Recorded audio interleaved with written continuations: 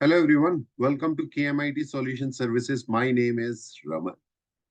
आज की इस लेक्चर में हम देखेंगे एरेज एंड पॉइंटर्स का टॉपिक। ठीक है।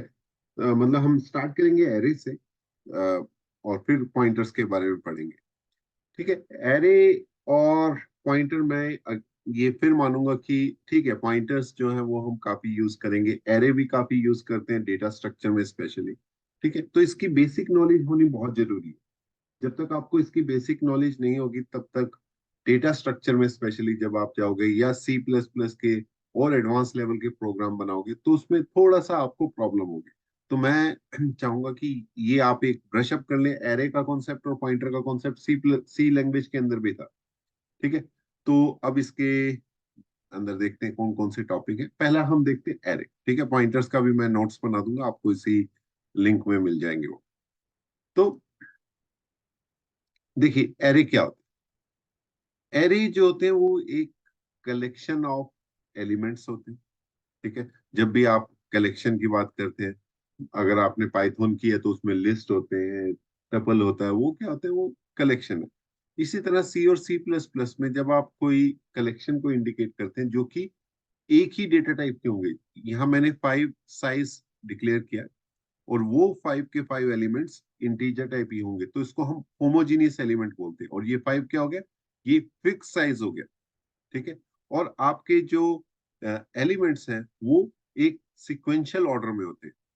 और वो कैसे आइडेंटिफाई होते हैं, जैसे मैंने यहाँ पे डिक्लेयर, यहाँ पे मैंने इनिशियलाइज किया, यहाँ पे मैंने कर्ली ब्रेसेस में लिखा कि 5 नंबर है, 1 2 3 4 5। ये जरूरी नहीं आपको सीक्वेंस में डालना, कोई भी 5 वैलिड इंटीजर नंबर आप इसमें डाल सकते हैं।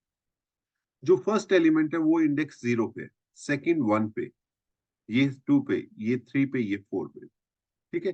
तो जब हम बात करते हैं कि मेमोरी में ये कैसे सेव होते हैं, तो जब मेमोरी लोकेशन की बात करते हैं तो मेमोरी लोकेशन के अंदर ये कुछ इस तरह से सेव होते हैं।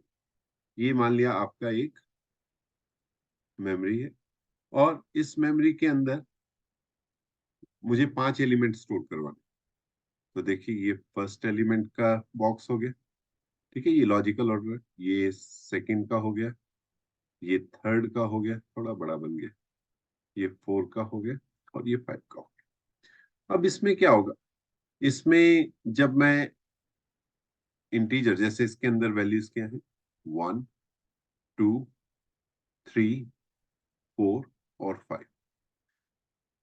तो जब इन एलिमेंट्स को मेमोरी एलोकेट होगी, फॉर एग्जाम्पल देखिए वो एक नंबर अलग से होगा, मैं अभी यहाँ पे लिख देता हूँ, यहाँ पे 500। ठीक है। तो इसको मान लिया मेमोरी लोकेशन जो एलोकेट हुई है उसका एड्रेस है 500। तो क्योंकि ये इंटीजर है और एक इंटीजर के लिए 4 बाइट लगते हैं। ठीक है, एक इंटीजर के लिए 4 बाइट। तो सेकंड एलिमेंट का होगा, अगर फर्स्ट 500 पे है तो सेकंड का होगा 500 प्लस 4। तो इसकी मेमोरी लोकेशन क्या होगी, 504। तो ये जो एलिमेंट होगा वो मेमोरी लोकेशन की 504 से स्टार्ट होगा। तो 4 बाइट लेगा, हर एक बॉक्स ये 4 बाइट लेगा। सो नेक्स्ट क्या हो जाएगा, 508, फिर 512 और ये होगा 516। ठीक है। तो ये एक फिक्स साइज होता है। अब ये फिक्स साइज किस पे डिपेंड करता है, कौन सी डेटा टाइप ले रहे हैं। अभी यहाँ पे हम प्रिमिटिव डेटा टाइप्स ले रहे हैं, जैसे इंटीजर, स्ट्रिंग। ठीक है, नॉट स्ट्रिंग, हम ले रहे हैं जैसे फ्लोट, डबल, ठीक है, बुलियन। तो उसमें हमें पता है कि कितना साइज ऑक्यूपाई करेगा। ठीक है। आगे जाके जब हम ऑब्जेक्ट एरे बनाएंगे तो उसमें हम यूजर डिफाइन को भी यूज कर सकते हैं। तो यूजर डिफाइंड में क्या होगा कि जो आप डिफाइन कर रहे हो क्लास स्ट्रक्चर, तो उसके अकॉर्डिंग इसका मेमोरी साइज एलोकेट हो। ठीक है। आपको आई होप ये अभी तक समझ आ रहा हो। तो अभी हम आगे चलते देखते हैं कि इसमें और क्या है। आप देखिए किसी भी एलिमेंट को, तो ये आप इसको वैल्यूज को चेंज भी कर सकते हैं। एक काम करते हैं हम, ऐसा करते हैं, हम एक एग्जाम्पल करते हैं। यहाँ पे मैं इंट मेन में गया। देखिए अभी तो सी प्लस प्लस के कॉन्सेप्ट स्टार्ट नहीं हुए, ऊप्स के कॉन्सेप्ट वो स्टार्ट करूंगा। ठीक है, थोड़ा सा ये मैं आपको ब्रश अप करवाना चाहता था सी लैंग्वेज से रिलेटेड। तो मैंने यहाँ पे इंट नम करके या नंबर करके ले लेते हैं, इट इंट नंबर, और यहाँ पे या नंबर्स लिख देते हैं, 5 लिख, ठीक है। तो इसका मतलब इसका साइज 5 है। या अगर आप यहाँ पे सेमी कॉलन कर रहे हैं तो ये डिक्लेरेशन होगी। अगर आप इसको इनिशियलाइज करवाना चाहते हैं तो आप इनिशियलाइज करवा सकते हैं, जैसे मैंने यहाँ लिखा 1,2,3,4,5, तो 5 एलिमेंट्स हो गए, ठीक है। अभी किसी भी एलिमेंट को अगर आपने एरे को प्रिंट करवाना है तो आप एक लूप का यूज करते हैं, फॉर लूप, व्हाइल लूप, कुछ भी यूज कर सकते हैं, ठीक है। तो फॉर आई इक्वल्स टू 0, देखिए मैं आपको प्रिंट करा के दिखा देता हूँ।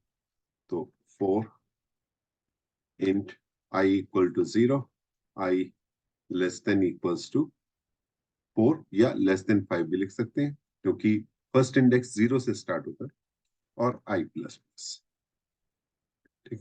और यहाँ पे मैं प्रिंट करा देता हूँ, प्रिंट,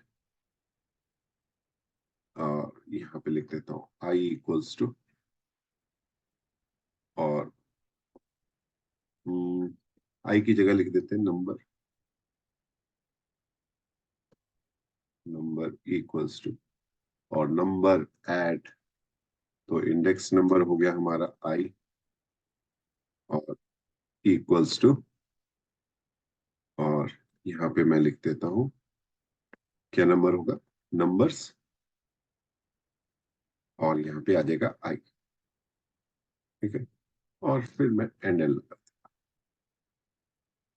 तो देखिए इसमें एलिमेंट को मैं प्रिंट करा देता हूँ। तो एलिमेंट को प्रिंट कराने के लिए इसमें मैं क्या करूंगा, इसमें इसको एग्जीक्यूट करते हैं, जी प्लस प्लस, और यहाँ पे मैं कर देता हूँ मेन डॉट सी, कंपाइल हो, एग्जीक्यूट करते हैं।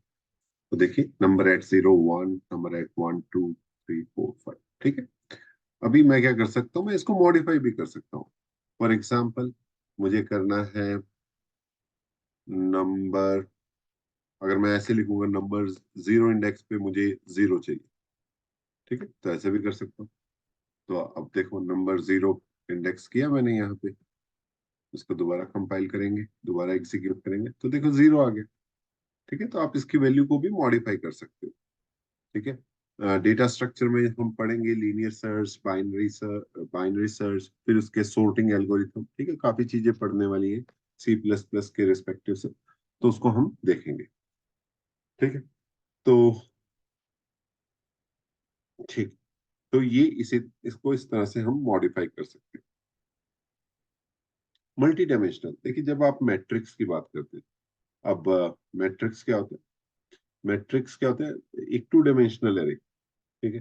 जैसे फॉर एग्जांपल अगर आपने 12th में या अपने ग्रेजुएशन में देखा हो मैट्रिक्स, सिमेट्रिक मैट्रिक्स, ठीक है, और एसिमेट्रिक मैट्रिक्स, ठीक है, उसमें हम कैलकुलेशन करते हैं सम ऑफ मैट्रिक्स, मल्टीप्लीकेशन, तो वो चीजें हम इसमें कर सकते हैं। जैसे यहाँ देखो 3 by 3 लिखा है, तो इसका मतलब 3 रोज है, तो ये यहाँ पे ऐसे रोज आएंगी और ऐसे कॉलम्स आएंगे। जैसे मैंने फॉर एग्जाम्पल लिखा 2 by 3, तो इसका मतलब 2 रोज है और 3 कॉलम्स है, ठीक है।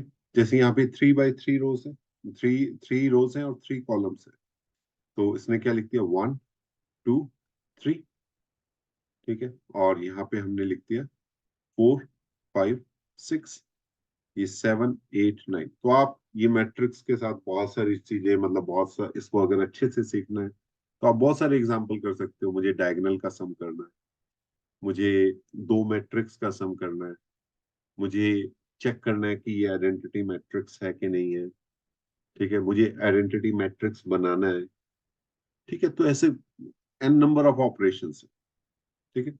तो यहाँ पे मैंने यहाँ डिक्लेयर किया, इसको ऐसे डिक्लेयर भी कर सकते हैं, सिर्फ आपने डिक्लेयर करना है, और उसके बाद आपने इसको आपने उसके बाद इसको इनिशियलाइज करना, वो भी कर सकते हैं। कैसे एलिमेंट को एक्सेस करेंगे, जैसे मैंने लिखा नंबर्स है, ये सॉरी, ये मैट्रिक्स है, तो मैट्रिक्स, तो पहले आप रो 0 और कॉलम 1, तो ये क्या इंडिकेट कर रहा है, रो 0, तो ये 0 रो है, ये 1 रो है, ये सेकेंड रो है, तो रो जीरो होगी, कॉलम वन, तो ये कॉलम जीरो है, ये कॉलम वन है, ये कॉलम टू है।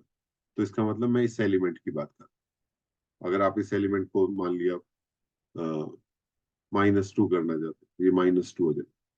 ठीक है, आप मॉडिफाई भी कर सकते हैं। चलो इसको हम विजुअल स्टूडियो कोड में एक बार देखते हैं कैसे एग्जीक्यूट होगा। तो मैं विजुअल स्टूडियो कोड में जाता हूँ तोड़ के। ठीक है, पहुंच गया मैं।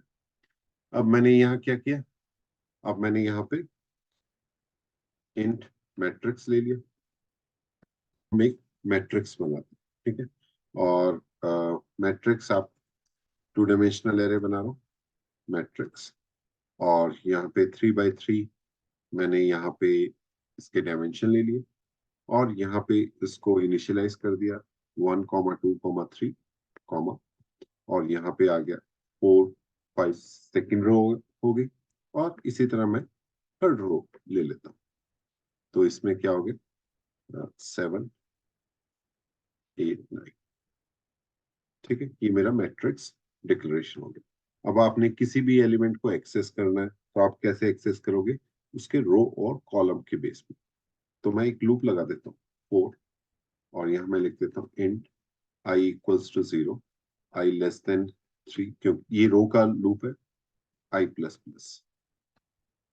ठीक है, और मैं यहाँ पे कर्ली ब्रेसेस लगा रहा हूँ। यहाँ पे मैंने लिखा 4। अब ये कॉलम और ईच रो के कॉलम का लूप है ये। यहाँ पे मैं लिखा int j equals to 0 and j less than 3, j plus plus. ठीक है, अब इसके अंदर मैंने क्या किया, मैंने प्रिंट कराया see out a matrix i, j। ठीक है, इसको प्रिंट कराया, और मैं एक टैब स्पेस देना चाहता हूँ /t। ठीक है, और जैसे ही, अभी देखिए ये इंटरनल जो फोर लूप है, इसका स्कोप यहीं तक है, जे वाले का।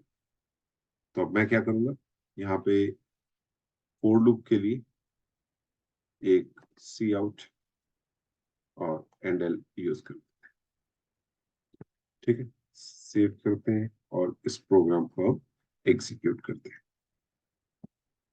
कंपाइल हुआ, तो देखिए 1, 2, 3, 4, 5, 6। ठीक, तो पहले क्या हुआ, 0, 0, आई की वैल्यू 0, जे की वैल्यू 0, फिर जे की वैल्यू 1, तो 0, 1 हुआ। ठीक है, आई होप आपको ये समझ आ रहा होगा। नहीं आ रहा तो आप मुझे कमेंट में पूछ सकते हैं। ठीक है, और तो ये क्या हो गई, ये हमारे 2 डायमेंशनल हो गए। तो 2 डायमेंशनल तक बहुत है सीखना। ठीक है, अगर आप 3 डायमेंशनल भी बनाना चाहते हैं तो 3 डायमेंशनल भी बना सकते हैं। लेकिन मोस्टली रियल टाइम में, या आपके कॉलेज के सिलेबस में, या C++ में अपने हैंड्स ऑन करना चाहते हैं अच्छे, तो 2 डायमेंशनल काफी। तो आई होप आपको ये अभी तक समझ आ रहा होगा जो मैं आपको यहाँ पे बता रहा हूँ। हम देखते हैं कुछ एग्जांपल्स जो मैंने नोट डाउन किए। तो देखिए, ये एग्जांपल है, इसमें मैं चाहूंगा ये वाला प्रोग्राम आप अपने आप बनाए। देखिए, यहाँ पे मैं एलिमेंट को डिक्लेयर कर रहा हूँ, फर्स्ट एलिमेंट को एक्सेस कर रहा हूँ, थर्ड एलिमेंट को एक्सेस कर रहा हूँ, तो 0 इंडेक्स और सेकंड इंडेक्स। यहाँ पे मैं फर्स्ट एलिमेंट की वैल्यू को चेंज कर रहा हूँ, और आफ्टर चेंज मैं देखना चाहता हूँ, not first element, first index पे। फर्स्ट इंडेक्स पे क्या है, 2 है, तो 2 को मैंने 10 कर दिया, तो ये उसको प्रिंट कराएगा।